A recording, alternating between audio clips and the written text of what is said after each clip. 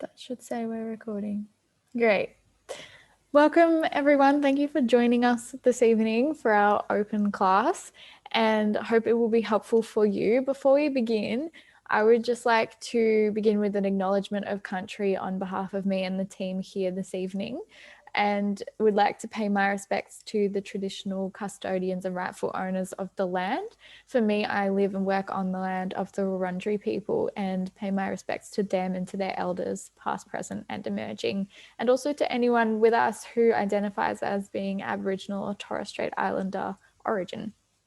So tonight's event, a little bit about us, in case you haven't come along to a Halad event before, or if we're new for you, we are actually not a GAMSAT company. We're a not-for-profit, and all of the funds that we raise from GAMSAT tuition and from events like this go towards the social impact that we make, predominantly in rural Philippines, but also around Australia and in other areas within the health education space. We're really all about making social impact, and that also includes making impact for you guys in the form of GAMSAT tuition, and that's why we're here doing this, such as doing this event tonight. And in 2020, we made over $20,000 from all of the GAMSAT efforts that went directly towards the Philippines, and also went towards hospitals fighting against the COVID-19 pandemic. And we're continuing to teach more students and raise more for those efforts as well.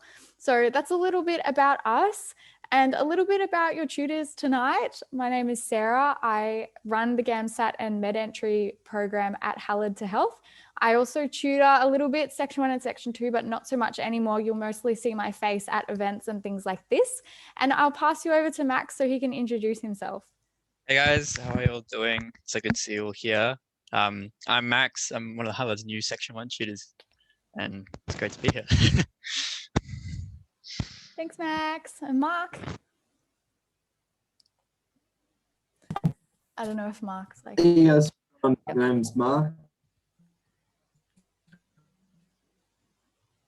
I'm a Section 3 tutor. I'm going to duck off for some Chinese food in about 20 minutes. So Amazing.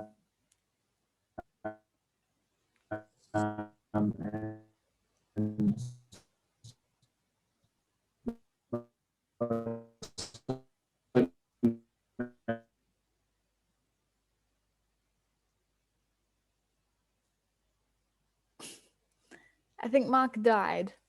Okay, but Max and I are still here.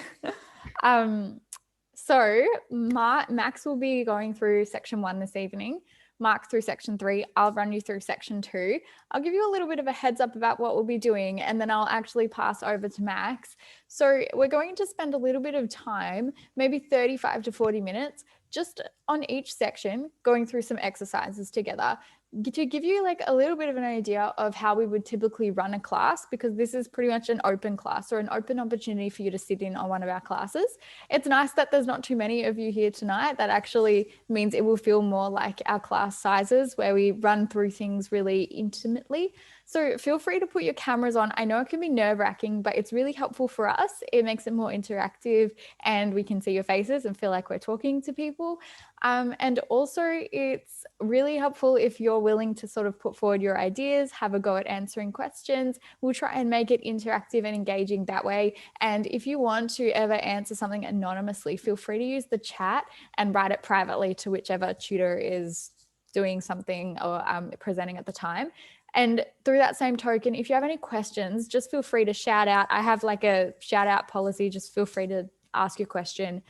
You can put your hand up. There's a raise hand function on Zoom, or you can send it in the chat either publicly or anonymously. And some way, some form, it will get answered for you. So that's a little bit about how this evening will run. This is the order it will run in. And just for anyone who's not sat the GAMSAT before or not very familiar with it, we'll try and give you a little bit of a brief about the section overall at the start. And so, sorry, I forgot to tell you to do that, Max. So if you could do that, that would be excellent. And then we'll each have we've each chosen some kind of like focuses for tonight. So then like Max will tell you what he's going to focus on for Section 1 and so on. So with that in mind, if everyone could just give me a thumbs up if you're good to go, or a yes in the chat, or a nod, or whatever works for you. Amazing.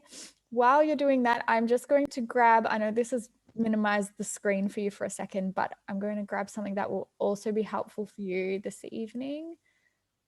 Here it is. Oh no, that's not the one I wanted. Sorry. Give me 1 second. Okay, there we go. Yep, so on this link, you should be able to see the exercises that we'll be doing this evening so that you can work through it. Section 1, I don't think Mark's put in there yet, but it will go in there very soon. And so you can follow that along, and then, yep, also, regardless of whether you came or not, we'll send out the recording to you afterwards. As long as you signed up on the Humanistics link, we'll have your email to send it out to. And also, if you hang around till the end, and one of you will we'll give out sort of like a feedback form to fill out, and then one of you will win one of our essay package prizes that I emailed about. So stick around for that as well. But yes, we'll make sure that we send it out, and we'll also send out all of the answers. So if you miss something that one of the tutors says tonight, don't worry about it. We'll resend them out to you as well. Cool. So with that note, I will pass over to Max and take it away with section 1. All right. So just like Sarah was saying, I'll start with a quick brief of what section 1 is. It's the reading comprehension section of the GAMSAT, more or less, and also some visual comprehension as well. I always thought of it similar to, if anyone did VCIB, the GAT with the multiple choice reading comprehension. So pretty similar to that. All right. So in section 1 at Halad, the way we like to run our classes is we like to focus on giving you skills and techniques, so tools to add to your toolbox. So in theory, whenever you approach a section 1 question, you should be able to approach it fearlessly. And you get plenty of practice doing this and putting them to good use in practice questions. You get sample analyses and also some just general tips for test taking strategies. And of course, some homework activities where you get to try it yourself. But one of the most important things is to always go back and reflect on what you do, because if you learn these skills and you're not getting them right, or more importantly, if you are getting them right, then you can go and make sure you keep getting them right, or go back and improve on them. So for today, like Sarah said, we're going to learn a section 1 skill. I'm going to give you an activity to practice with it, and then I'm going to give you some questions to have a go at actually tackling what the GAMSAT would be like. So for today, I've chosen to do some poetry with you guys because, well, everyone, it's not a very popular text type among students. So obviously start off with the hard ones first, get them down pat. So why is analyzing poems important? Well, it's how some of the world's greatest artistic minds chose to express themselves and how they see the world. So understanding a poem really requires you to really put yourself in someone else's shoes. And obviously that's got a really strong connection with hopefully where your guys' future is leading and treating future patients. And as for the GAMSAT, it can be tough to navigate all that flowery language and weird writing. So this is a really good skill to practice and get down early. So here's how we break down a poem. So first of all, of course, you read the text, but it's important to read it actively, because I'm sure many of you have done this where you read a text and then you read a sentence and then you go back and you're like, what did I just read? And you go back and read it 2-3 more times. In order to read it actively, which avoids all that, is you have to ask yourself all these questions to stay mentally engaged, such as why is this sentence in here? What is the author trying to do with this line of the poem? How does this relate to the overall message the author's trying to communicate? Where does it fit in overall? And just sort of ask yourselves those questions as you're reading it, keep yourself engaged, and it'll also help give you an overall sense of the poem too, if you're able to just sort of make mental notes as you're reading them. Another really important thing to do in poems, because often there's these very hard to interpret lines with tricky vocabulary or some unfamiliar linguistic conventions or phrases, it's important to just, even if you don't get them, just to read through them and just get a good feel of the overall poem. So once you've done that, you can try to put it all together. So if you can rewrite some parts of the poem, maybe they're a little bit trickier for you to get your head around. If you can put those in your own words, you're in a really good spot and you have a really good understanding, and that'll really help you when you actually try and tackle some questions after this.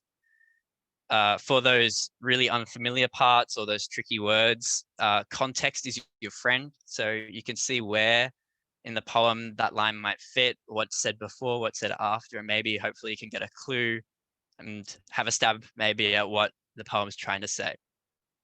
And lastly, of course, is with these poems is to look between the lines. So lots of metaphor and imagery and other linguistic conventions used in these poems. So if you can read beyond the literal interpretation and maybe extrapolate a little bit, then you'll be in a really good spot to hopefully get those questions right. So these are some example questions and things basically you're trying to figure out as you're reading the poem and trying to analyze it. So number one is, what are the key ideas? What is the poem discussing? What is the author trying to put out there, basically? And number two is the main message. So what is the author communicating? Why have they written this poem? And what they want to do with it, more or less. Number three is, as I said before, just try to express it in your own words. If you can do that, then that shows a really high level of understanding for the poem. And lastly, number four, it's really good to put it in perspective for yourself. So if you were writing the poem, why would you write a poem about this topic? Say it was on something happiness. Why would you write about something happy? Or maybe you can relate the poem to a life experience of yours. So maybe you'll be reading it and you'll think, oh, this reminds me of the time that I had some really good ice cream on the weekend. And maybe that'll just help you emotionally relate to the author and solidify what those main messages and ideas are the author's trying to communicate. So we're going to get started with a practice activity. I chose one of my favorite poems for you guys to have a look at. This is Invictus, quite well known. So each of you individually for the next 5 minutes or so, I want you to have a good read of Invictus and try and analyze the text using what I just went over in the past few minutes. And hopefully you'll be able to pick out what the key ideas are, what the purpose is, and hopefully you'll be able to summarize the poem in your own words too. All right, so have a good crack. I'll call on you guys afterwards to maybe some of the answers to those as well.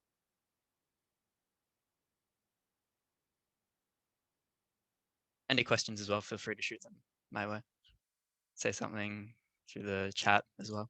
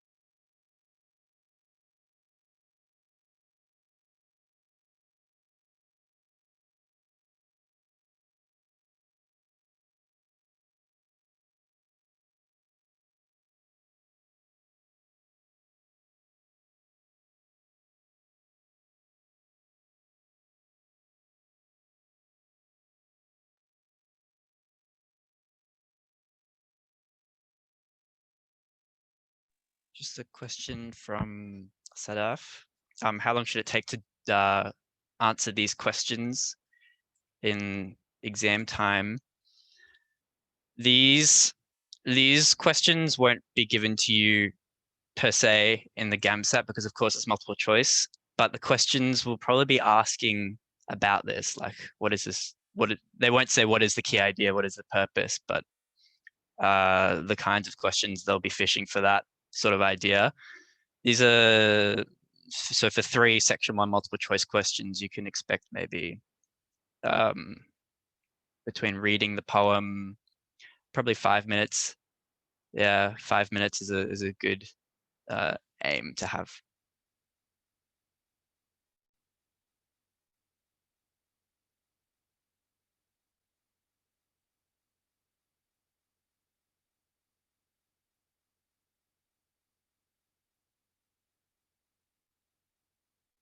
I think if you break down like just time you get in section 1 and time you have overall, time you get in section 1 and the amount of questions, the time per question comes down to something like 1:20 or 1:30, just a bit over a minute, if that helps.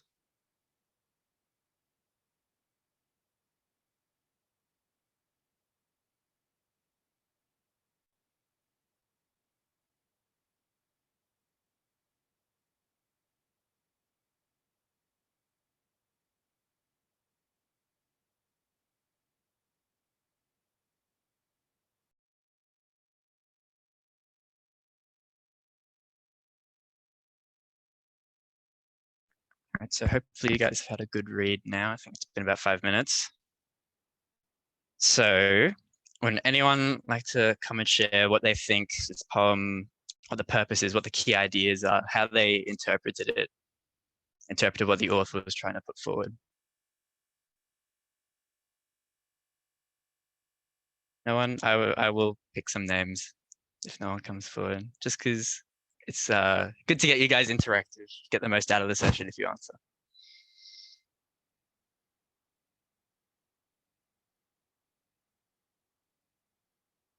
Yeah, I can go. For the key Yep. ideas, I said religion, fate, chance, and punishment. Yeah, there's some really good ones in there, absolutely. Why did you, so religion, fate, chance, and punishment. So what were the hints you looked at in the text to help you find those ones? So for religion, there were words like God, soul, fate. For fate and chance, those words came up. And punishment, because he was talking about like the horror of shade, probably thinking about like that gave like an underworld theme to it. Yeah. Yeah. Yeah, absolutely. He's definitely sounded like he's been through quite a bit in this poem. Yeah.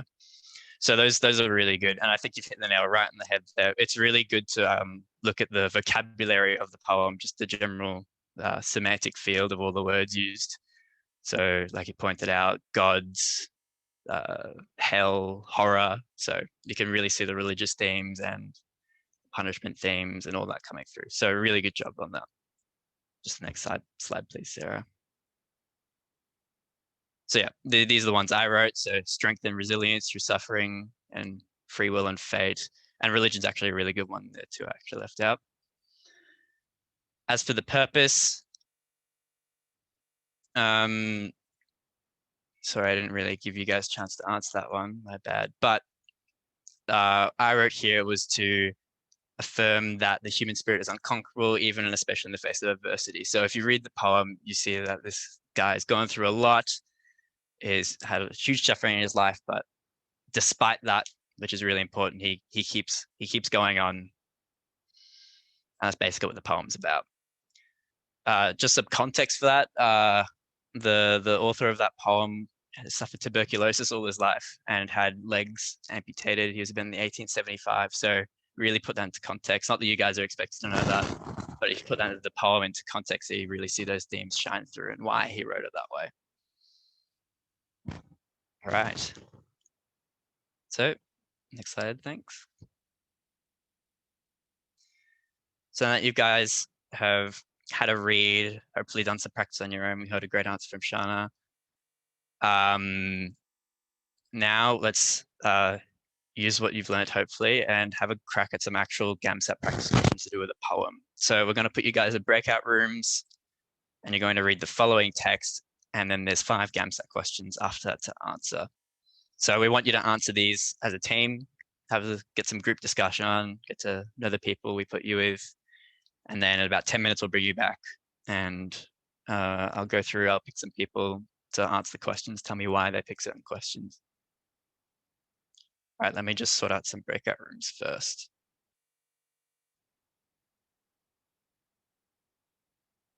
I'll come around as well.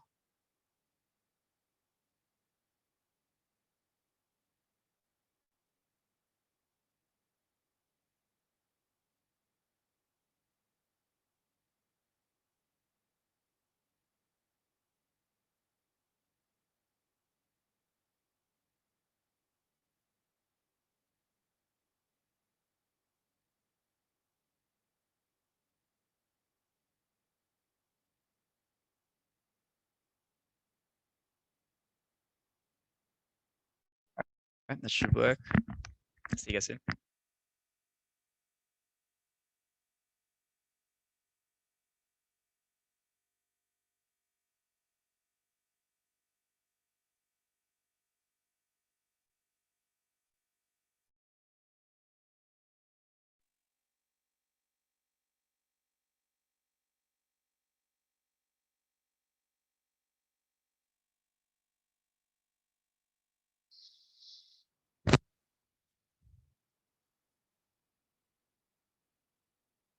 All right, I suppose we flit around, Sarah. Let me pick someone. Shauna, I was talking to you about this question, wasn't I? Yeah.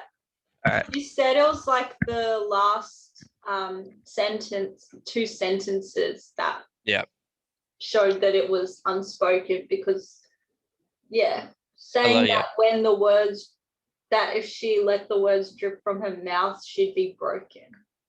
Yeah, that's really good. So a lot of you guys landed up right at the end of the poem there and pointed those out to me, which is a very good spot to look. And you can be pretty happy then to pick answer D there, which a lot of you guys did. Another popular answer there was A, I'm requited, which I also heard some discussion for, which means one-sided. The reason that's not entirely correct is we can't exactly get that from the poem. They're just a bit scared and confused about talking about their love in the hopes that but as for one-sided, especially in the second paragraph, it seems pretty two-sided to me. Yeah. All right, great. So question 2. Anyone like to share their answer? Maybe someone who put B, or actually you all put B, so you all should be pretty happy. Why do we say B here for question 2? Just anyone.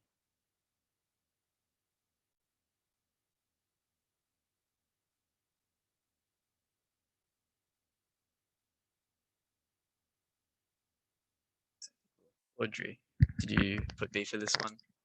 Yes, I did. There's a lot of imagery about like water and metaphor in there. So the other options didn't really work. Like there wasn't really much repetition. Hypotaxis, I don't think that was a poetry term. I'm not really sure of. So yeah. Just for future reference, hypotaxis, I think, is when you write very long sentences and you just add clause after clause after clause. Okay. But yeah, B is right. Definitely lots of imagery. And you even went a little bit further and you said the imagery was about fluid and water, which is exactly what's happening in this poem. If I had to write a 6th GAMSAT question about this one, I'd probably be on that. So that's a really good pickup. And yes, there are some evidence of the other techniques, but B is by far and large the predominant one that the author uses. All right, let's go on to number 3. This was the tone of the poem, the important thing to pick out. Would someone who picked A maybe want to explain their answer and how they landed on that?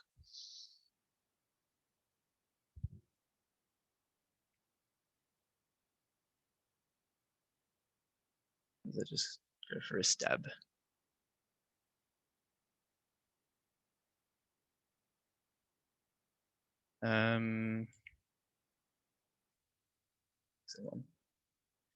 Millie Joy, did you pick A for this question, for the tone? I'm not too sure actually. I think I ended up putting A, but I was stuck between A and C. Yeah. And reading this, I was kind of stuck between A and C as well. That's what the question wants you to. That's the direction the question leads you, and you'll often find the GAMSAT you're picking Two. between two, just Okay. tossing up two. So we have 4 words here. Well, so what was it about A that made you pick it over C, or was it just a guess? Because I felt like longing was what I got from the last paragraph, where she was saying like maybe if I did this, maybe if I did that. I felt like she was longing for like a solution that she wished she could do, but she couldn't. And for C, I got confused because there is a repetition of the questions that she's asking. Is like, is this what love is? What is love is not, if not this? So Yeah, absolutely. so yeah. So I don't know, maybe I'm leaning towards C now. I'm really confused. This is my problem. Yeah, I'd say overall there's quite a sad turn to this poem, and I think I said that's one of the groups I was in. Like, it's not a happy love poem; it's a pretty depressing one. Confusion about the confusion, Sarah says, very right. So yes, there's definitely longing. You're very right there. She absolutely wants this love to pan out, but she's sad because there's obviously something wrong with it, and that's in the title of the poem. This love is broken. They're quite downcast. And for C, you're also right there. She is confused in this poem. She doesn't know what's going on. She wants some clarity. She wants to talk about their love, figure out what's going on, and put it out in the open. The reason that C is not the correct answer over A is because of that word disappointed. She's not particularly disappointed yet. She might be disappointed if maybe they talked about this love and then I'm saying she, it could be either person. If they talked about this love and then one of the people involved was like, actually, I'm not too keen, and then there'd be some disappointment. But at the moment, they're both just sort of going about it, not talking about it. There's no disappointment yet, just some confusion and anxiety. So that's why we pick A. Question 4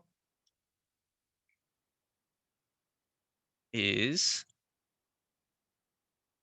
so this line here, our lips and tongues contort and soar saliva sickly as prose professes all things. So this was a more difficult question if you ask me. Anyone, if you'd like to share, just what are the 2 kind of options they were tossing up between? A and D. Yeah, A and D, exactly. And it's quite, they're quite polarizing answers. They're definitely pretty mutually exclusive. So Shana, which one did you pick in the end? A. That's fine. So what is it that led you to A? Well, now that I understand the poem more, I would have chosen D because the person who's writing this is longing for something more. That's why their love is broken. Yeah, absolutely. Yeah. A, I would say, is wrong because although it's describing the physical intimacy, there's no indication of enjoyment. That I didn't see any. Did she? I don't think she said that she enjoys it. She was just more describing it. That's a fair point. I'd also say in this line, our lips and tongues contort and soar saliva, while that could describe physical intimacy, not necessarily, especially with the second half. Sickly prose professes all things, meaning they're just talking about all things except their love. It's kind of a double meaning here, which is why it's such a tricky line and why the question was written about it. But even if you were tossing up between A and D, D kind of is in line with the theme a bit more, which is what makes it a good option. All right, thank you. Last question, number 5, before we move on to section 2. So I feel like this one's pretty similar to question 1. Would anyone like to give a crack? I'll call out a name. How about Jack? Question 5. Yep. So I only had a quick look at this one before, but I think I chose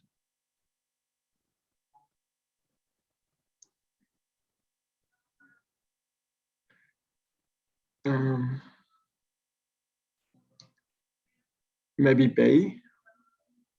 B. Yeah, it's a bit of a shot in the dark.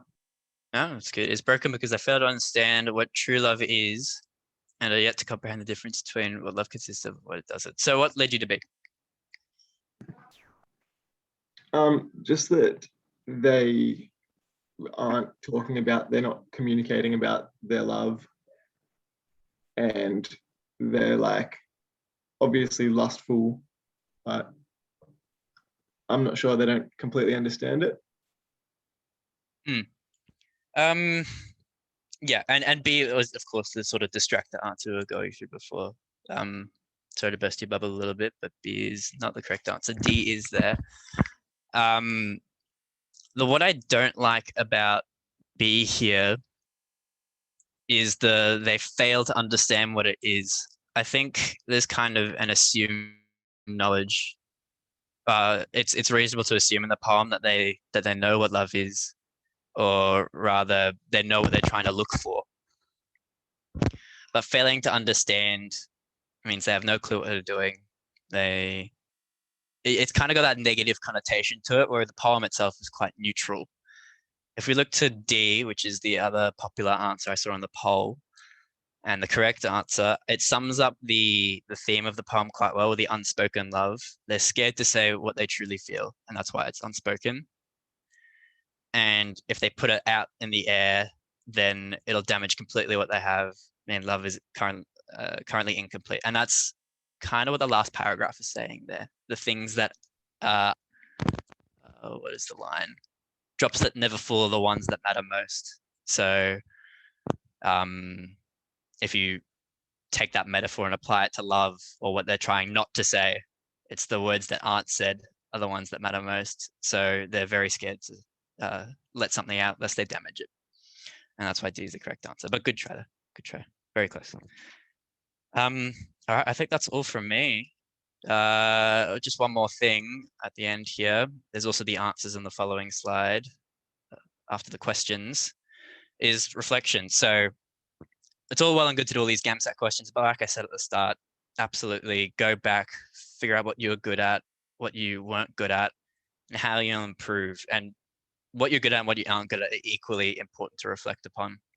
So you can play to your strengths and improve your weaknesses.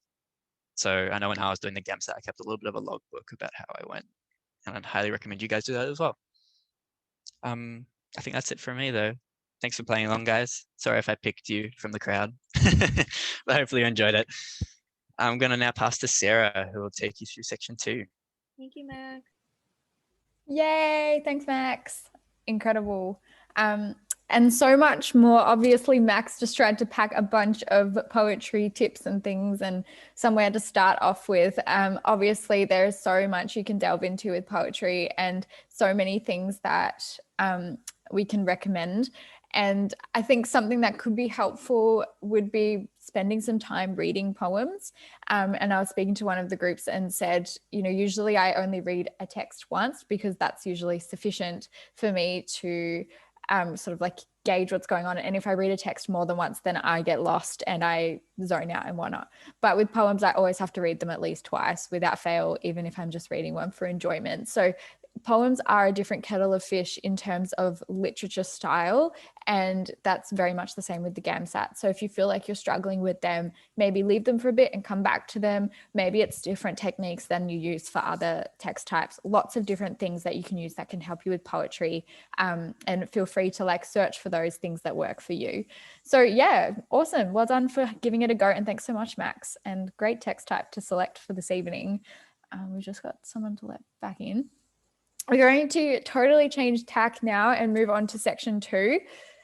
I think also I have a slide. Yeah, if you would like to, I think most of you here tonight already have, but if you'd like to grab our ebook, we go through some tips there. And I think there's some extra poetry tips in there as well for you, but also just some general things you can work through at your own pace. And I think there's mock exams in the back as well. So Yeah, lots of bookstores sell classical poetry collections for a few dollars. Nice to scribble notes down next to the text. That is such a good suggestion Yeah, as it's a well. great suggestion. Yeah. And actually for section 1, a lot of people say don't read widely. And I agree. Like it's a waste of time to read a bunch of stuff. Reading poetry will help you though. You'll sort of get in this knack of understanding it a lot better the more of it that you read. So Even that's if a you caveat. even if you just go through and like jot down what the theme is and those things we just went through, it'll be super helpful. Yeah. Literally like a 5-minute exercise. Read a poem and write down the key ideas, the main message, purpose. Yeah. And with that one as well, that question about the tone with the poem, I like to ask myself, like, how are they feeling? And Max did a really good job at that. He's like, it feels sad. Like the author of this poem was sad. So yeah, asking yourself questions can be really helpful. Awesome. All right. Just in case anyone missed it, I've just put in the chat again the link that we're working off of this evening. So section 2, and I'm going to put my timer on so I don't lose track of time because I'm good at that.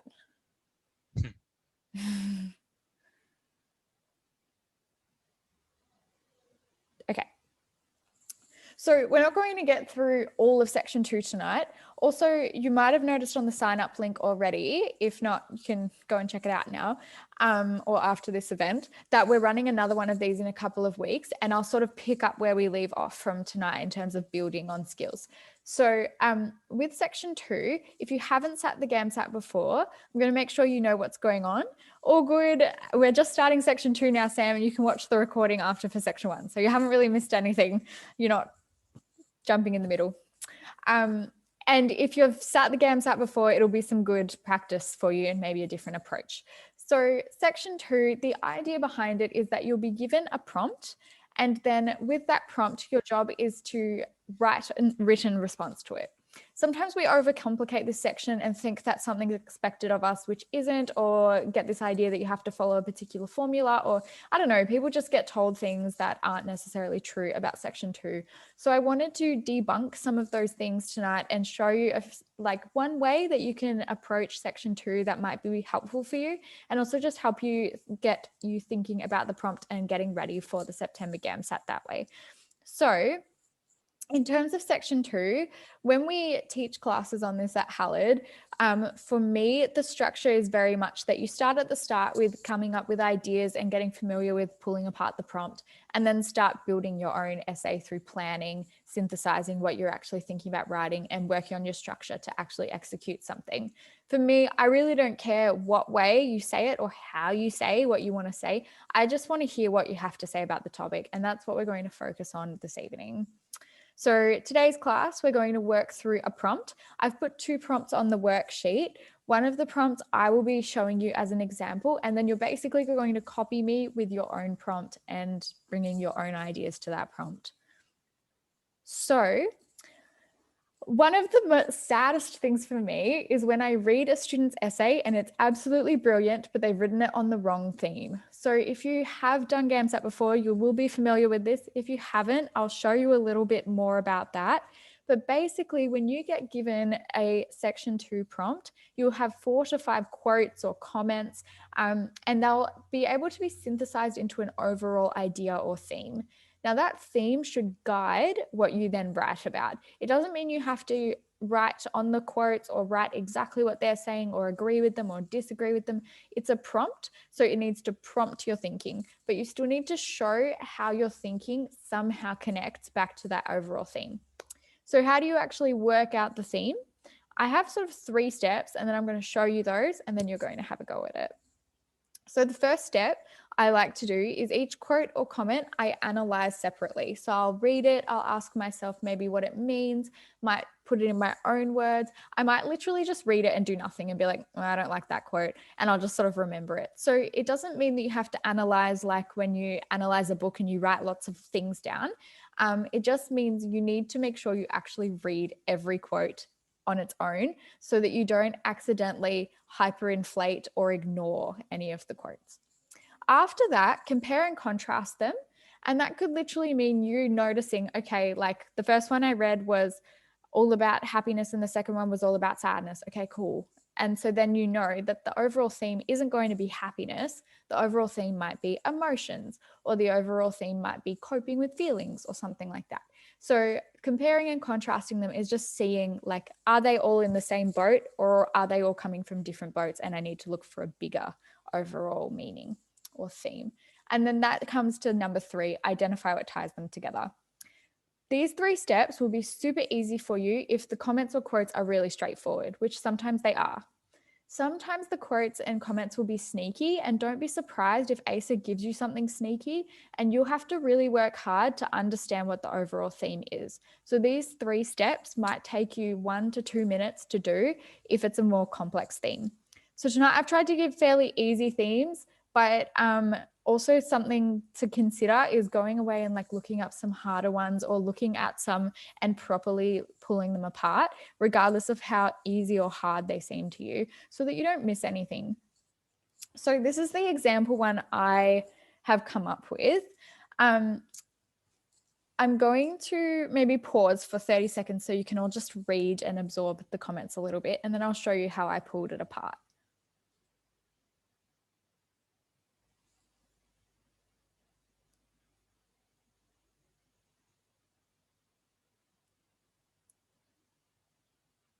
All right, it's okay if you haven't finished reading them, they're on the next slide as well. So step 1 was to read each one on its own. So basically when I read these, obviously I wouldn't write this down. This is just like wasting people's time or wasting your time to write this stuff down. But I've done it for the purpose of this session.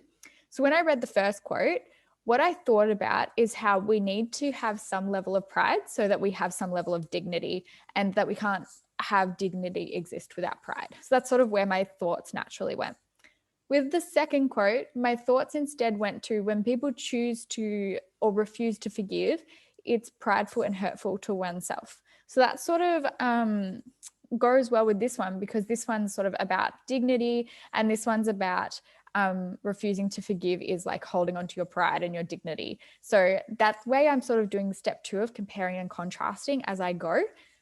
Then this one, I thought it's about how like overall pride is harmful to oneself and to our soul. Particularly this part about pride is a spiritual cancer. I really liked that part. And then this one, I thought that it was more about relationships and pride in the context of relationships, and that relationships and good relationships rely upon you being able to put aside your pride. And then the final one, I thought it was saying when you swallow it's a good idea to swallow your pride, because it doesn't really hurt you that much. I mean, it might hurt a little bit, but you're not going to choke to death, or in other words, you're not going to be hurt detrimentally. So all in all, I worked out that obviously the theme is pride. But already from looking at the quotes, my mind started ticking, and I've had a little bit of a thought about it's about pride, but it's talked to me about pride in lots of different contexts. And I've also made sure that I haven't missed anything. So yes, it was quite obvious in these 5 that it was about pride, but from properly dissecting them, I also got the added bonus of the next step that I'm going to show you, which will be contention building, because it's helped me to think a little bit. So I'm going to pause there. I've got one for all of you as well. You don't have to explain through all the comments like I did. If you get the theme straight away, that's brilliant. But you have a theme too, and I want you to work out from these 5 comments what the overarching theme is. Also, there's never like one exact word or anything like that. From the pride one, you might have said it's about pride and humility, or it's about pride and relationships. That's fine too. But you just needed to know that there's this huge element of pride in those ones. So when you're done with yours, if you can put in the chat what the overall theme is for these 5 comments.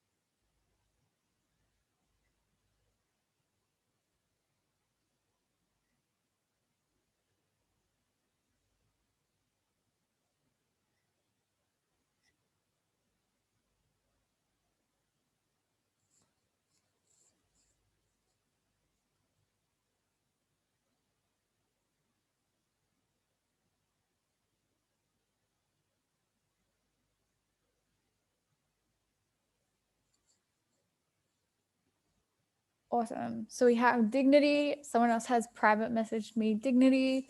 Yep. Nice and easy one for you all. The theme is dignity, and human dignity you could put as the particular one or not, up to you. But it would be important if you accidentally rushed this, or maybe if you just really resonated with, let's say, comment 4 and you started talking about prosperity instead, then you've accidentally written on the wrong thing. So this might feel silly for me to ask you what it is, but it's amazing how easy it is to accidentally write on the wrong thing. So awesome. We should all have dignity written down as this is the theme that you're expected to write something on.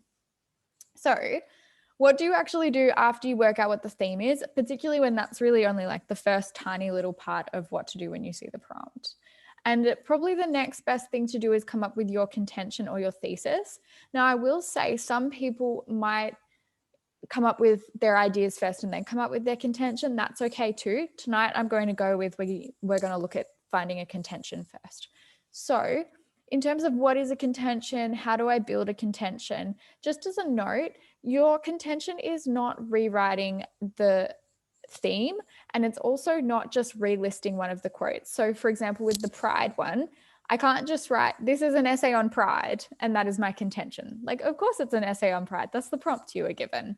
Additionally, if I rewrote one of the quotes, maybe I rewrote the one about refusing to forgive, and I wrote, choosing not to forgive is prideful, I don't think the examiners would be too impressed, because they'd be like, yeah, we gave you that quote. We want to hear your idea about it. So that's the whole idea behind a contention, is what do you think about pride? Or in the case of the one you guys are doing, it's what do you think about dignity? How does it resonate with you? What does it mean to you? And coming up with a deeper sort of thought process and contention around that. So really, we want to hear what you have to say about the theme, not what the quotes are telling you to say about the theme. The quotes can inspire you, but you don't have to agree with them. So you can ask yourself some questions, and I think I already said most of those just then. How does it make me feel? What do I think about this theme? Are there parts of this theme that resonate with me or are important to me? Maybe there's personal experiences I've had. Maybe there's particular things I'm passionate about. And then you write your contention. Now, this needs to be clearly stated at the beginning of your piece. You can do it in lots of different ways. You can do it really didactically and be like, bang, here's my contention as a sentence, and I'll show you an example of that in a minute. Or you can do it more subtly, particularly if you're writing a creative piece, but you still do need a contention in some form. And I need to be able to understand how your contention relates to the theme. So I'll show you an example of that with mine, and then you guys are going to have a go. So just a reminder that my theme is pride. So I thought about the quotes I was given, and they really inspired me, because I felt like a lot of the quotes were saying, don't be prideful and don't have pride unless you want to keep your dignity. And that was sort of kind of haughty-taughty as well. It was like, oh, you know, if you want to be dignified, then you can be prideful. And that actually made me feel really angry, and I got really like passionate. And the reason why was because I think that sometimes too many people face oppression because they're told it's bad to be prideful and it's bad to have a sense of pride in things that matter to you. And I think that that's like, sometimes we become tamed by being told to be humble, and actually that's not healthy for us. And so I thought about, you know, what aspects of this theme particularly resonate with me. The pressure to conform and be humble when you're actually like, you should feel pride and you should feel prideful, expectations of society and others. And then I even thought about like social matters like LGBTQ pride and speaking out, and pride against oppression, and pride of maybe race or things like that. And I felt really passionate about that. So you might notice that actually I'm not really looking at the part of pride where people refuse to say sorry when they're wrong. I'm looking at the part of pride where we're silenced when we shouldn't be. And because that's the part I'm interested in. And you guys can do the same with the themes you're given. What part of the theme resonates with you? What do you think about that part of the theme? And out of that, I came up with my contention. Too often we're told to be tame and swallow our pride without realizing that oppression comes from staying quiet about things that matter to us. And now that's going to be my contention that will drive my section 2 piece. How did I get there? I just got there by like asking myself some questions about, what do I think about pride? How does it make me feel? What do I think about the quotes that were given to me? And kind of getting a little bit passionate about that. And then I came up with something that was interesting to me. So with that being said, it's now your turn. Why do I have a note here? I think this is pretty obvious. My note is that I didn't just rewrite the theme or regurgitate one of the quotes, and that there are actually a lot of different contentions I could have come up with, or a lot of different avenues I could have taken. That was just the avenue I felt like taking on this topic, mainly because it's relevant to me and I'm passionate about it, and also just because that's what I felt like writing about today. Thanks. And ditto, I think that that's something really important is I love reading what you guys come up with and going, I love that contention because that is them. Like, wow, Max, great in contention. I can see you in it. Or, wow, I love that you wrote about that because like, I know you didn't just rewrite a quote. I can see like part of you in that. And that's the whole point of section 2.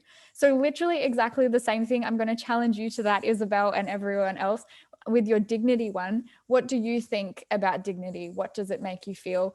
And even if you go a little bit out of the box or left of center, as long as you show me how that links back to dignity, you're good.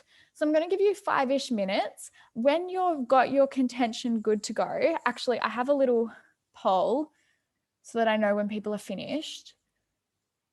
And the annoying thing about these polls is you have to have more than one option. So there's either yes or yep, and just click yes or yep when you're finished. And then I'll ask a couple of you to share the contentions you came up with. And if anyone has any questions or you're stuck, just shout out.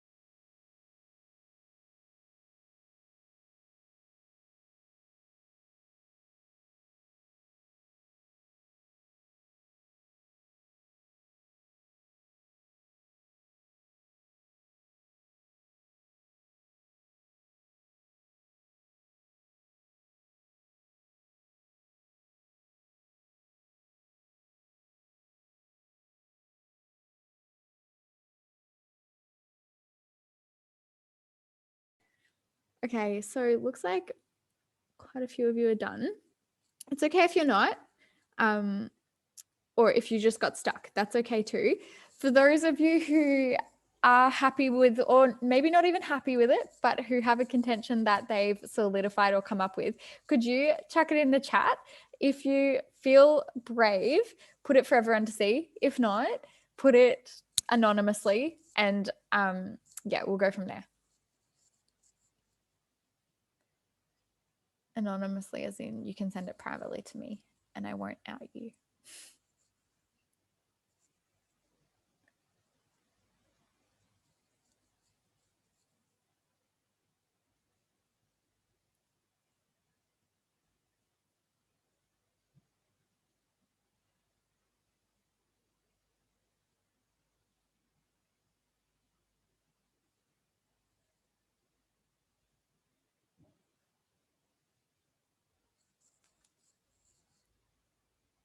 Yes, I love it.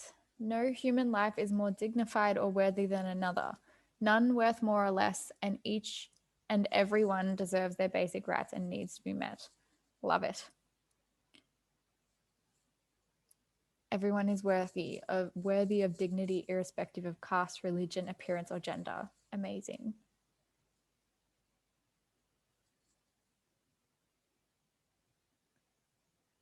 So good.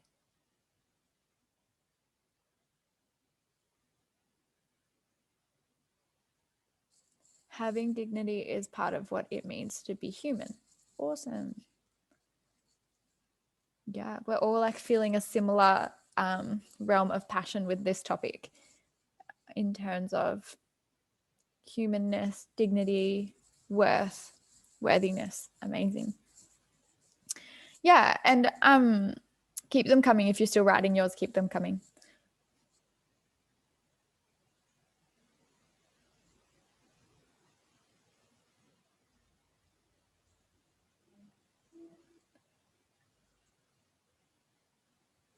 Dignity is subjective. We shouldn't act to appeal to others' sense of it. We should only strive to maintain self-dignity. Yes, I love that. Oh, why is it just saying my internet connection's unstable? Hopefully it stays good. If I cut out, someone tell me. Okay, so yeah, and love how Max has jumped in there with something like a slightly different side of it in terms of like dignity is a subjective thing, and exploring that side a little bit more. Cool. Amazing. Dignity is a human right we're all entitled to at all times throughout life, no matter the circumstance. Terrific. Yes. What I love as well is even though you guys might feel like you have similar contentions here, you can take them in so many different directions. And even like I started reading, or when I read Isabel's one just then, I thought with no matter the circumstance, I thought about prisoners for some reason. I don't know, that's just where my head went, and the way that we treat them, and you know, the no matter the circumstance, it's like you could, there you go, and you could like touch on that, and maybe even touch on like the way that we treat people, like even if they've done something that we don't think was dignified or that we consider undignified, how do we treat them and what are different ways we can treat them? Like you can take it so many different directions and feel inspired by your contention to be opened even more rather than locked in or like defined by your contention. Use it as a springboard, which is what we're going to talk about next. So in the last like 5 to 10 minutes, I'm going to go over the final step sort of your planning phase, which is once you have a contention, begin developing ideas. And I know for a lot of you, this will happen as you're developing your contention, or as I mentioned before, you might be a bit of a back to front person and come up with your ideas and then come up with a contention that like sort of pulls all the ideas together. So either way, that's fine, you do you, but you need to have a contention and ideas in some form to present in your writing. So it's going to look different for everyone, the way that you develop ideas. You can do mind maps, tables, lists, idea maps, whatever. Today I'm going to use categories just as a new way for you to do it if you haven't seen this before, but it's obviously not the only way. So when I get stuck coming up with an idea, I sort of brain walk through a bunch of categories that I know I can write about, that I know then I can relate to my contention. So I have a list of some of the categories here. You're welcome to screenshot this if you want, like just put this together. And I basically go and look at my contention. So in this case, my contention was the one about pride, and think what sorts of like realms or aspects of life apply to this topic and apply to the contention I came up with. And I look at a few and I'm like, am I feeling inspired by any of these? Will this help me come up with some ideas? So I've shown you an example here. So remembering that my contention was about, we're told to like swallow our pride, to be quiet, and then from that we become like easily oppressed. I wanted to take a political view. So I looked at that political category. And so my idea that I'd like to write about at the beginning of my essay is how political and social structures, that should be rely upon our compliance to their ideals, even when it means that we maintain silence around the things that matter to us. Now, to be honest with you, I'm a very messy thinker. Like my mind just like explodes. So this would not look this neat in my planning phase. I've made it look neat for you guys' benefit. This would probably look like me scribbling a bunch of words and then I would write it like this in my writing phase. So don't stress if your planning doesn't look like this. So that's my idea. That's the paragraph I want to write. I'm going to make sure I have an example and I have a way to back up that example or to explain that example. And then I also am double sure that that links in nicely with my contention, even if I decide not to write the link in. So this idea that political and social structures rely upon us basically giving away our pride and maintaining silence. The example I wanted to give was LGBTQ oppression in political and social structures and spheres, and explain that through these structures over the years, when people should have been able to just have and exhibit pride about who they are and what matters most to them, they've instead been oppressed and shunned. And that links in perfectly with my contention, because basically we've been told by these structures to be tame and to stay quiet.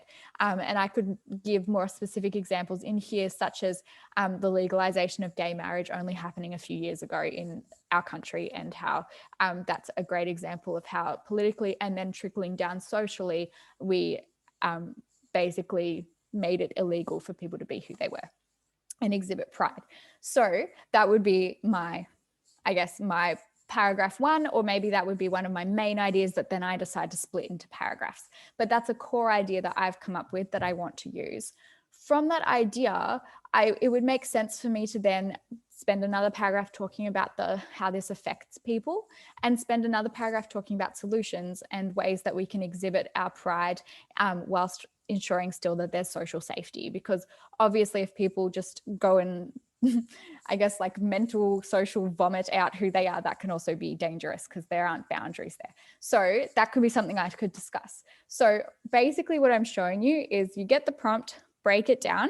Once you've worked out what the prompt is about, ask yourself what you think about it and come up with a contention, which you've all done. From that contention, come up with some ways to work out what do I actually want to say about my contention, and have some actual ideas flowing. Once those ideas have flowed, you're ready to write. So in this case, I'm ready to write this essay now. I'm going to write a paragraph. I'll just go back a second. I'm going to write a paragraph on political and social structures. My next paragraph will be on the overarching or like the downstream effects of that.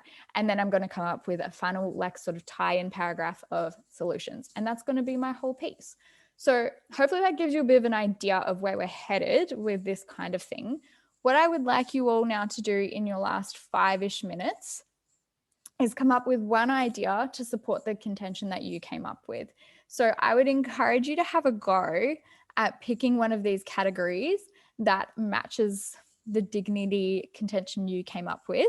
But if you don't want to do one of these, that's fine too. Basically find a way to come up with an idea. And then once you have an idea, it doesn't have to be fully fleshed out like this one is. Then I'm going to get you to share that idea with everyone. So I'm going to give you another 5-ish minutes to come up with an idea.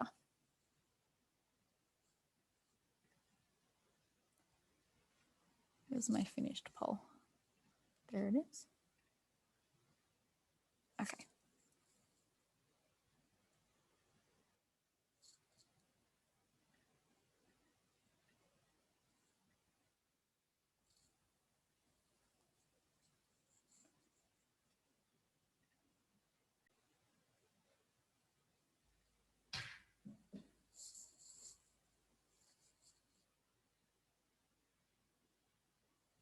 Yes, I love, Isabel, that you've lent into that chat we had about the criminal population, or just about human dignity not being circumstantial, and writing, we're all entitled to human dignity. This includes our criminal population. When we start dictating who is and who is not worthy of dignity based on their actions, it can quickly snowball into bigotry and discrimination against groups of people. Crime is complex, people are complex. Dignity for all or dignity for none. Amazing. And as you guys can all see, this idea around criminal population and the way we treat people regardless of who they are or what they've done backs up the initial contention, which was people as people are automatically allowed, or automatically, where have my words gone? Wow. Anyway, we all are automatically entitled to dignity. There you go. Yeah, and then it's backed up by this idea or slash point. Cool. And ties in Max's one a little bit as well about subjectivity, and that can quickly snowball into bigotry. So she's disproving your one, Max.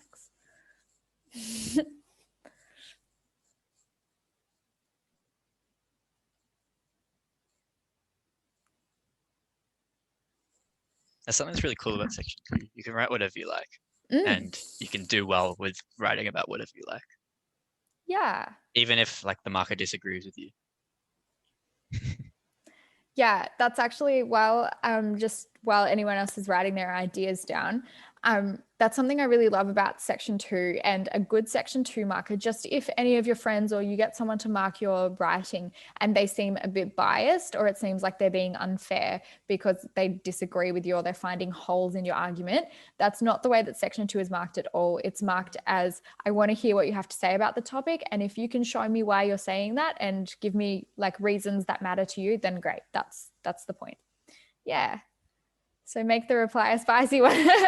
Amazing. Yeah. And I think it's about, as long as you have good reasons why and you back them up, and you're not being, I think there are some off limits things, like obviously don't be a douchebag, don't be racist, don't be sexist, things like that, then you're good. You can write what you think and what you feel. Yeah. Isabel, sorry, on that idea of spicy replies, I think absolutely you can do sort of more like conservative views. I think like I would do them in the context of sort of opposing a more progressive view. So for example, in my topic A essay for sort of a socio-political writing, was on welfare, and I gave a more progressive view in my first paragraph, and then I like to play devil's advocate. And I sort of used anecdotal evidence of sort of the JobKeeper program, and seeing people that I've worked with in sort of a more lower socioeconomic area, and how they've been exploiting that. And so by using that, even though it's maybe not something that you would want to say, oh, people exploit welfare and dole bludgers, you wouldn't want to say that without context. If you can back it up and you can provide it as a alternative perspective, but then in a larger framework discussing the importance of welfare, but it has its pros and its cons, I think that's a massive difference than saying people exploit welfare and you should get what you earn. Like I think it's a little different, but it makes a big difference in the big picture. Yeah, so true. Yeah, exactly. Yeah, so good. If you know that you're that kind of person who tends to teeter on the edge of controversial, just back up what you're saying and you're good. Yeah. I think another thing is that it shows you're a real person. Like I think a lot of people feel the need to fit a certain mold. And for me, I found an essay like I remember doing these a year ago, and I would be scared of writing essays because I felt like I had to write a certain way. And I think if you write what you actually believe, but you can start to question your own views and back up what you think, and share ideas, I'm sure it would be refreshing thinking that it's a real person writing. As long as you're articulate and you've got evidence for what you say, absolutely. But maybe if you have these ideas without strong evidence behind it, maybe it's also a sign that you need to question those views and why you have them, because that's where you get into bias territory. So that's maybe something to think about. Absolutely. Yeah, no worries. And just like sort of rounding out what Mark just said, as long as you're checking your bias, go forth and say what you think. That's it's very refreshing for me as a marker to read something that isn't a cookie cutter essay. It's really enjoyable to read what you have to say, which is exactly what you're all going to do. And so this is the final step. We're not going to do it tonight. I didn't expect that we would, but more for you guys to go away. And now that you've sort of thought about these ideas, hopefully this topic hasn't turned you off of doing this, but instead you'll go away and write a piece on dignity and write what you think about it and just have a go. Sometimes the hardest thing is just to write, but just do it. Just begin. It doesn't have to be perfect, and start playing around with things like structure and style. Maybe read some samples or read some examples from friends, other people who've done GAMSAT, samples that we have online, whatever you like. Ask yourself questions, go and research things, have fun with it, and start sharing your writing with others and asking them for feedback. And that's probably the best way. Once you sort of set up your way of approaching the topic and coming up with ideas, the best way to get better at it is just to write and just give it a go. So that's what I would like to leave you all with, is to go away and give this a try. If you struggled to come up with a contention or some ideas, maybe go away and come back to it and give it another try a little bit later, tomorrow, later in the week. But that's what I would like to encourage you all to do. And that's the best way to get better at section 2.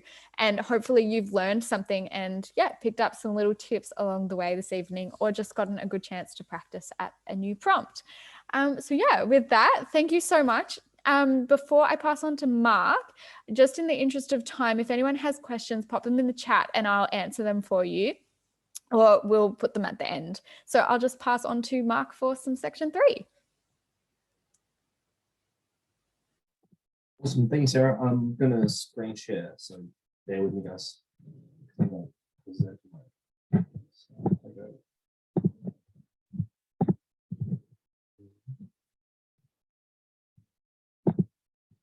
So I think you should just get the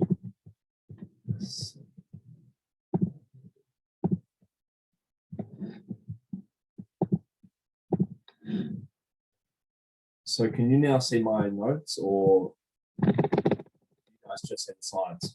We can see your slides. You're good. Okay.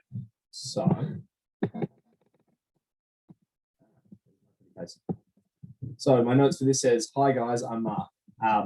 So thank you very much for that, handing on to Sarah. If anything that she said is a little bit confusing or intimidating, I was in your position about a year ago, and then I took Sarah's classes. I promise I'm not chilling. As you can see, I've already got my Halad jumper over there, so I'm set. But no, it was a lot of things. Just you can't just have to keep doing it over and over and come to comfortable with writing. It makes a lot of sense.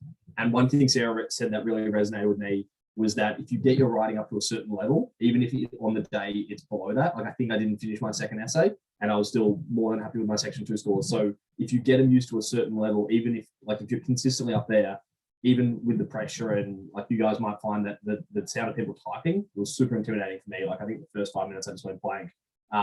You'll be at such a high level that even if you're performing below your best, you'll still be at a really high level and hopefully get the score that you need. So just moving on to section 3 now. Actually, I might just start with this slide here, just as a very basics. So because I don't think there was anyone that was in the Headsetter introductions last night, but a lot of them may have either heard of the GAMSAT or weren't entirely sure. So just the very basics of it.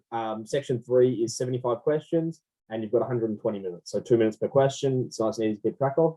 And then the guide they give you is that it's 40% chemistry, 40% biology, 20% physics, and chemistry is made up half of organic and non-organic chemistry. That's a bit of a rough guide. I think increasingly the GAMSAT is can't be put into one of those holes of sort of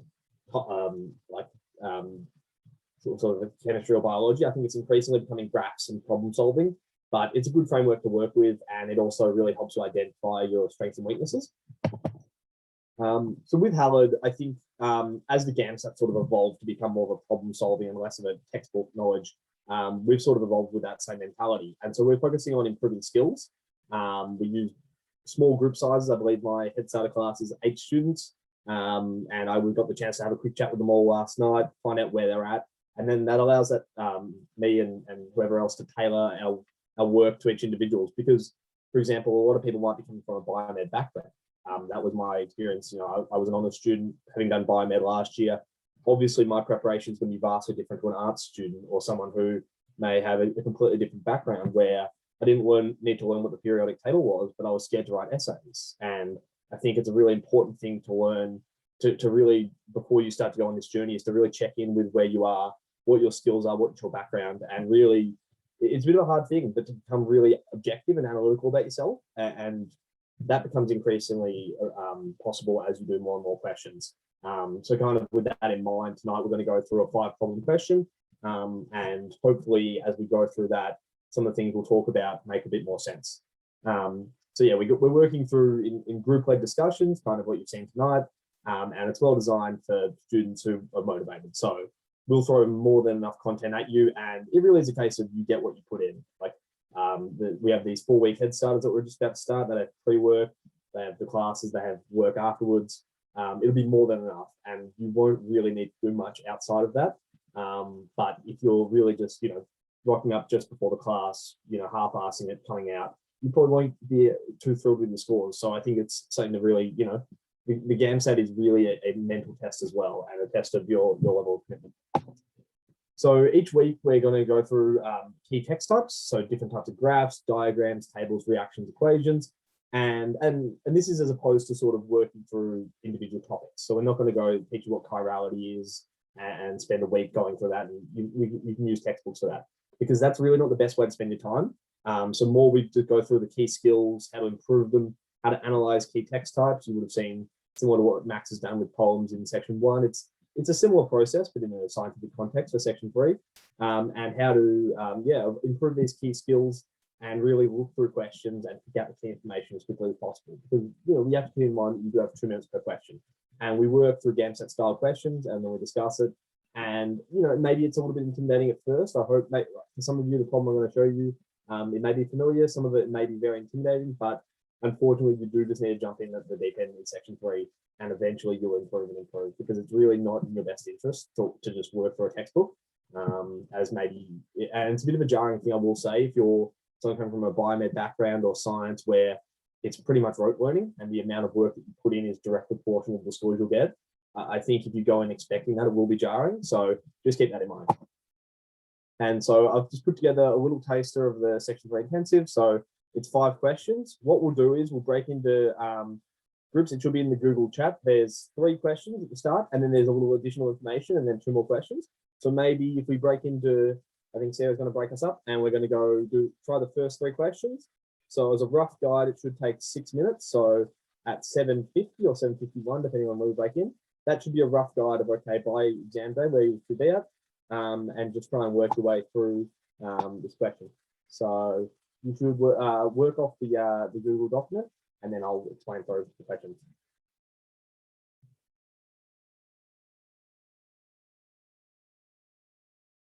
Maybe just give me a thumbs up, Sarah, if that's all gravy. She's got an intense focusing face on, which is a good sign. Yeah, I was going to say she's got the concentrating face on. She's working.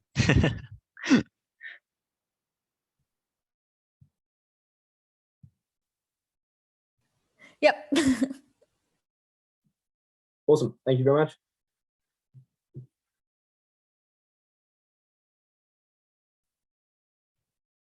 Is it best if I stop screen sharing, or it doesn't really matter? It shouldn't matter. I'll pause the.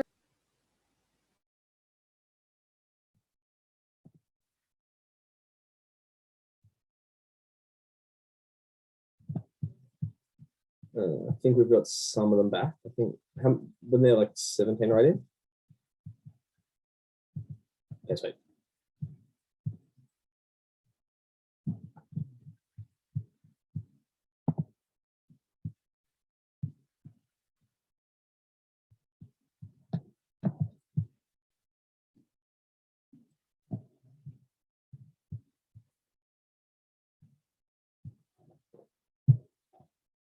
Awesome. I think we're just waiting on a few more.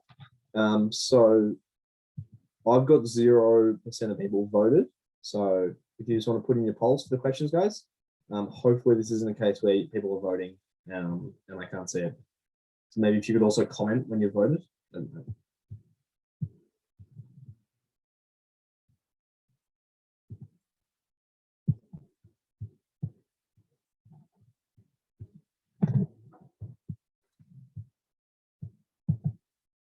Ah, beautiful.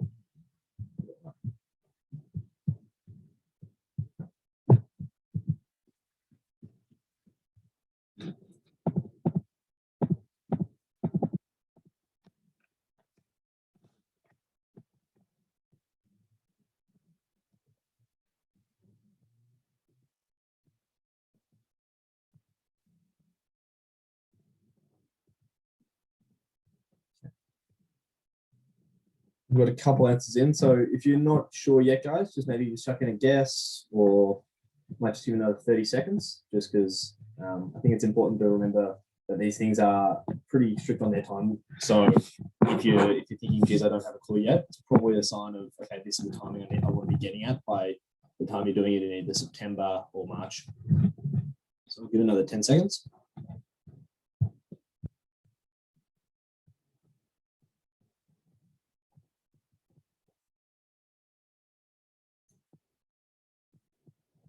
Okay, sweet. So we got 9 total votes in. So for, we'll share the results. So for question 1, we've got 7 out of 9 people have gone for A, which is the correct answer. So this question, there was 2 ways to do it, right? And I think this is a good example. I chose these ones because it's a good example of how you don't need to have strong fundamentals to be able to solve the question. If you know where to look at, all the information is in the STEM, but it can definitely save you a lot of time and give you a lot more confidence if you do know your fundamentals and your required knowledge. Not to say that you're going to know every single thing that's going to be on the GAMSAT, but it definitely does help. So for those who know, Ka is the acidity constant. Essentially, it's a ratio of the products over the reactants, and as that number increases, it's a measure of increasing acidity strength. Basically, acids are defined by donating a proton, and they push the reaction to the right, to the non-protonated form.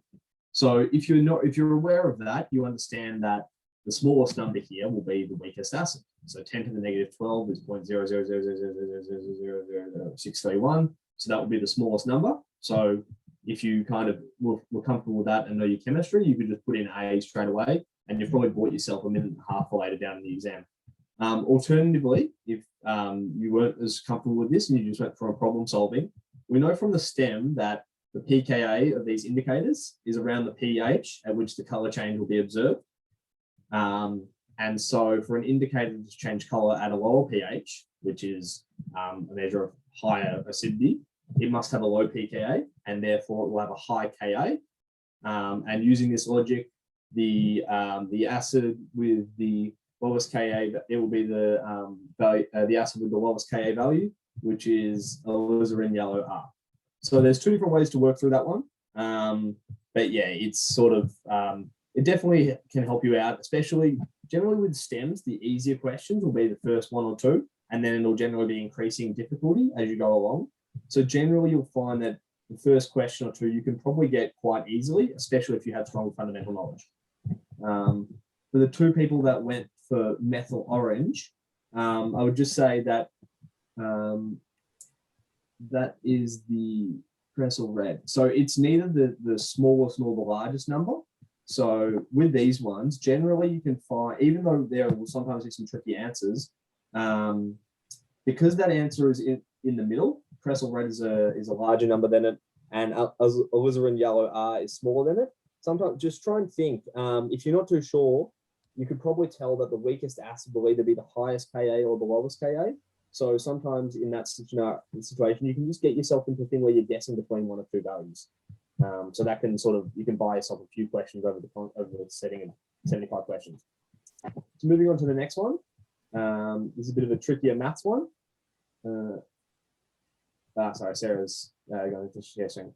So 0.0002 molar of nitric acid was added to 2 liters of water for the indicators.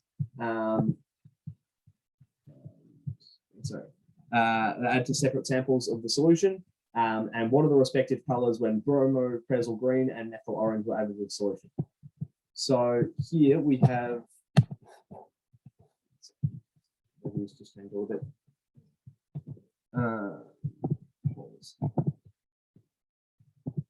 So we have 6 people out of 9 got this one correct.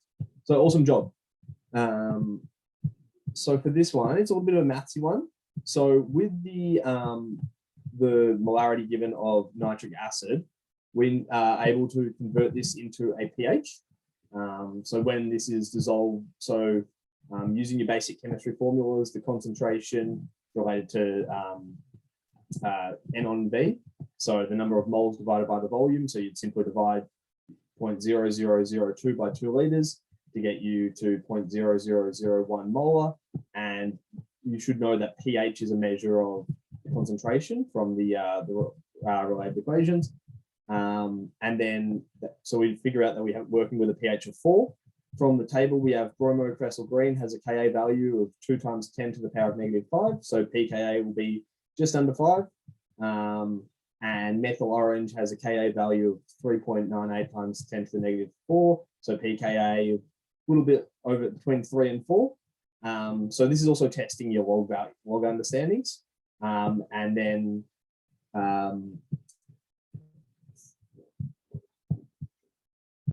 and so that would come to C using the information from the stem. Sorry, my views changed a little bit and so I had to just keep track of it all a little bit. Moving on to question C, which indicator would be the most appropriate for this titration? So this is using a graph, and this is challenging you to recognize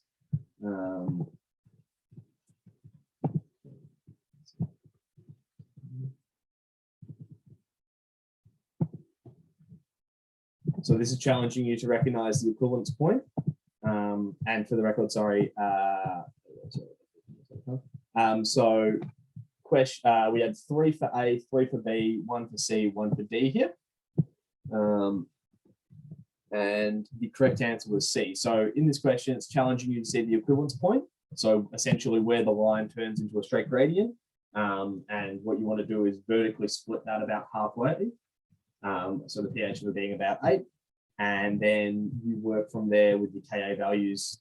And then you can get to being phenolphthalein. So I'm just a little bit conscious of time. So I'm just trying to cut through these a little bit quicker. If you're a little bit confused by your acids and bases, we can go through this in a little bit more detail later, or can read up on it. So I'm just trying not to keep you guys too late. So I'll stop showing these results and we'll move on to questions 4 and 5 briefly, if you've just got a couple of minutes.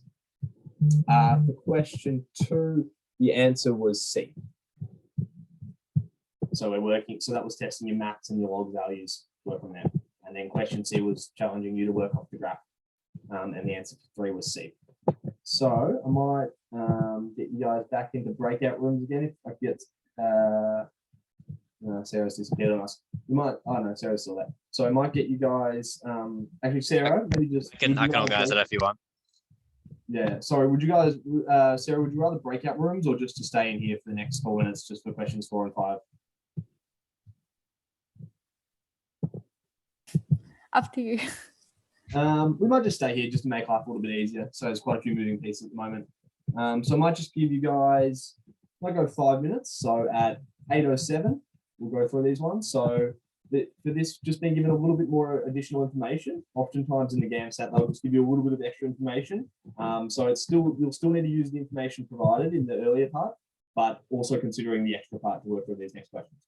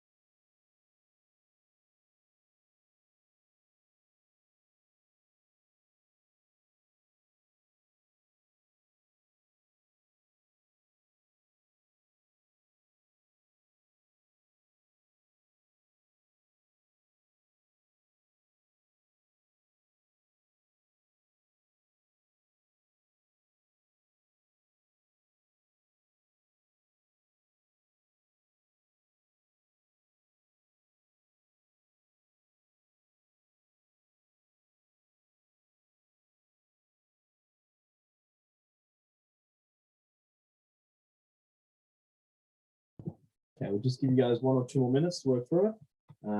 Sorry, it's a little bit rushed tonight, but just conscious of your time and try not to keep everyone too late. Sarah's got Brooklyn 9-9 to catch up.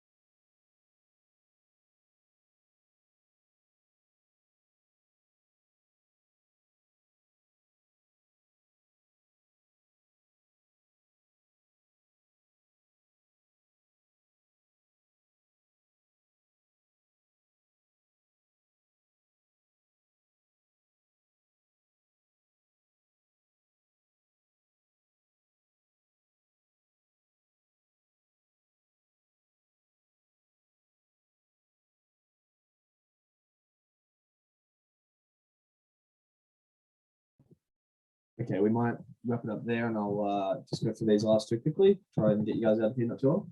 So question 4 was just testing, just asking which was the most appropriate indicator to monitor to the system. And so as with these ones, we're trying to really capture the outer edges. So at a pH of 2 and a pH of 6, and what it's testing is your ability to relate the pH and the pKa and the Ka, sorry, at these levels. And so the answer for 4 is question C. Thymal blue, it catches at 2.2 from our information in the stem. So that'll catch the lower end. And of the provided indicators, we also need bromocresol green to catch the higher end, because for thymal blue, the second color change doesn't happen until the higher pH at above 7.8. And so it won't quite capture that. So the answer is C, because we need to capture both of these points at which it's changing. And if we go back to our function of indicators, they're a weak acid, which essentially notifies us of changes in acidity and lets us know with color changes. And then for question 5, this is a little bit of a trickier one. And so this is a good guide of how we can see that the complexity of the question is increasing along the way. And so this is, so if we're working from methyl orange, it has a Ka of 3.98 times 10 to the power of -4. Now, you should be familiar with your basics of log laws, and we've given the relationship between Ka and pKa. It's the negative log 10 of it. So if you have a calculator, which you do not have in these ones, it works out to approximately 3.4. But using your knowledge of logs, you should be able to work out that, okay, 1 times 10 to the negative 4 is equal to 4, and 1 times 10 to the negative 3 is 3. So we know that the value is between is approximately equal to about 3.5. And we were given in the stem that acids will change at the pKa as approximately the pH. It'll be in about 50% protonated state and approximately 50% deprotonated states, because the indicators change color where pKa and pH are approximately equal. So this is testing quite a few different things. It's testing your knowledge of logs, your ability to use the information in the stem, and also maths and estimation. And so the answer works out for question 5 to be C. I'm conscious I'm going a little bit quickly with that one, but if you're confident with the maths involved and can keep along, that's awesome, and you're ahead of the curve at this point. So just moving on to the reflection part, I'm sorry, I'm conscious that we have gone through that quite quickly, but I think that catches a few key points for section 3. One is the idea that, okay, even though you don't need to have incredible fundamental knowledge, it definitely can help, especially in something like indicators, where it really does help if you're aware of what weak acids are, what the function of indicators are. It also tests your maths, so your ability. There was a question there where we had to use divide by the volumes. We had to use log laws. So logs are a really high yield thing to be familiar with in the GAMSAT. They're quite tricky, but they definitely something that's worth putting the time into, because also you've seen in the context there of Ka, but also with pH, where you really do need to know your logs to be familiar with that. And then also it used multiple pieces of information, working off the graph and working on the information provided to combine those, which is really the key of the GAMSAT, is using both complex information and problem solving skills under time pressure. So hopefully you got something out of that. I'm sorry we kind of got increasingly difficult towards the end of the session, and it's late at night.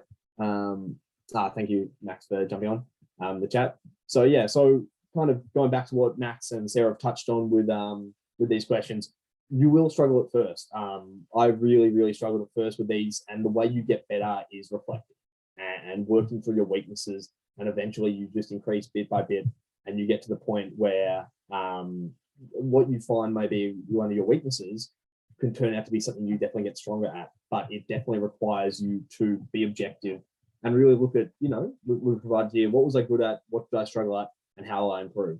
So the importance of both being diligent with your practice, but also being objective and being able to take a step back and looking at how you improve. If any of you guys have need for section 3 for either the head starter or the intensives, we'll be going through these in a lot more detail. Unfortunately, we've just got a little snippet tonight. We've had to rush through a bit, but I'll hand back to Sarah just to farewell everybody and wrap things up. Cool. Thank you so much. Thank you, Mark, and Max from an hour and a half ago. But yes, thank you so much for coming along. We'd love for you all just to put in the chat one thing that you learned, one thing that you took away from what we've sort of gone over this evening. And also just would like to round out, I guess what Mark was saying about section 3 is definitely a marathon, definitely can feel dry and feel like a lot, compared with section 1 a little bit more. You can feel like you're getting a bit more out of it as you go, compared with section 3 feeling a little bit annoying, or like it takes a lot of time to get on top of it, particularly if it's not something you're comfortable with in terms of the pre-knowledge. But stick with it. I promise it does click. You will get there. And hopefully this was a nice example of section 3 if this is one of the first times that you've had a look at it. So I'd love to hear what you learned.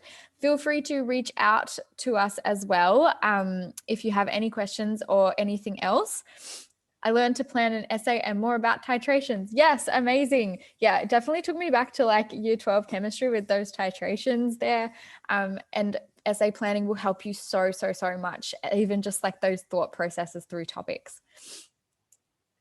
So good. We do actually have something that we're launching soon on our Facebook. So feel free to search us up on Facebook and we'll announce it very soon. We're going to be doing sort of exercises like this, mini versions of exercises that we've done tonight that you can engage with on our Facebook groups. So stay tuned with that for that. And as we've mentioned, we do have our courses coming up. If you want to do more of this and want sort of your hand held by our tutors over the next 6-ish weeks, it starts in about 3 weeks' time. I'll put the link in the chat if you're interested in just going and checking them out. And also that top link there is a feedback form that I would love for you to fill out for me. And if you fill it out, we'll grab your emails and we'll put you in the draw to win some essays that you can even put in the one from tonight once you've written it up, and we'll mark it for you. But yeah, no, you're so welcome. Yes, I'm so glad you got to know more about the GAMSAT and totally appreciate that. It can be really overwhelming. So take some time to sit on it and just think about some of the things that you took away from tonight. And Mark apologizes if he scared anyone off with the maths. Don't worry about the maths. The maths will come, the understanding will come. And yeah, it's okay to be scared at first as well. I think it's important to go through that scared phase with the GAMSAT, and then you're like, you know what, actually it's okay. I'll be okay. Yeah. I learned that all the chemistry I covered in first year is locked somewhere deep within my brain. Yeah, it actually does come back, and then it goes, and then you actually don't need it for med. But no, I'm so glad that you've been able to discover that it is actually still there and you can use it and you'll be fine. Maths must be learned anyway. Exactly. Yes. Yeah. Here are some of our times. Basically, just go and have a look at the link if you're interested. Mark spoke very highly of it earlier. I don't think I need to tell you about it again, but also we're running another one of these classes in a couple of weeks. Feel free to come along to that and we'll try and build on some of the skills from tonight so that you can get something out of it. And yeah, I hope that it was helpful. So spend a couple minutes filling out the feedback form, or just hang around if you have any other questions for us. And otherwise, have a great night, and thank you so much for coming along, everyone. Thank you guys.